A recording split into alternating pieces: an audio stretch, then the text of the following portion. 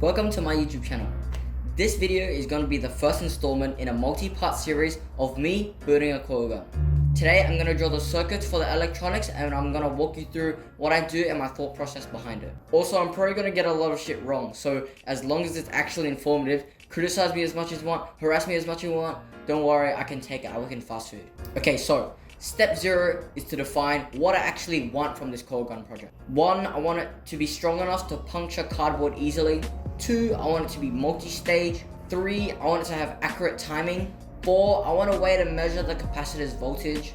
5, I want a laser pointer so I can shoot it accurately. 6, I want a way to measure the bullet speed. Okay, now step 1, we're going to draw the circuit. We're going to have the 6 objectives. So for 1, powerful enough to puncture cardboard easily. So we need high voltage capacitors and a big coil of enameled copper wire. I'm going to use a 1000 microfarad 450 volt capacitor and a boost converter to step up our battery voltage to about 450 volts. Our batteries will be 4 18650 cells, so it'll be about 14.8 volts stepped up to about 450 volts. Here's my coil, and of course we need a switching circuit. So I'm going to use the 70 TPS 16 thyristor as a switch, and of course we need a flyback diode to protect our thyristor against inductive kickback. 2, we're going to make a multi-stage. So for the 3 stages, we could just have this same circuit just repeated 2 times more. 3, accurate timing. To detect bullet position, we'll use an IR sensor which is connected to an Arduino Nano. When the IR sensor detects the bullet, the Arduino needs a way to fire the specific stage, so we can use an optocoupler as a switch to trigger the thyristor. So the optocoupler is good because it separates the Arduino Nano from the rest of the circuit.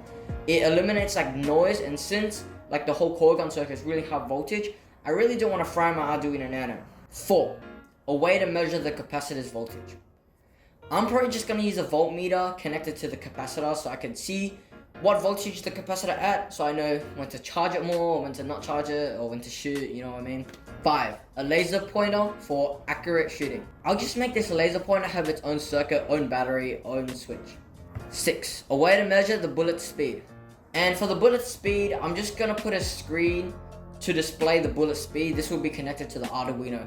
Everything else is just a bunch of code for me to write, so I'm probably not gonna write it down in my electronic schematic.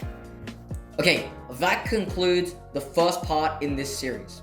If you watched it to the end, you're probably a nerd like me, so you should probably consider subscribing and turning on post notifications. Dude, it takes a lot of effort to make these videos, so I'd actually be really grateful if you could criticize me and tell me what I did wrong. If there was a part in the video that was boring, tell me. If I did something wrong with my circuit, tell me. Just tell me all your criticism. Thank you for watching this far. You're actually amazing.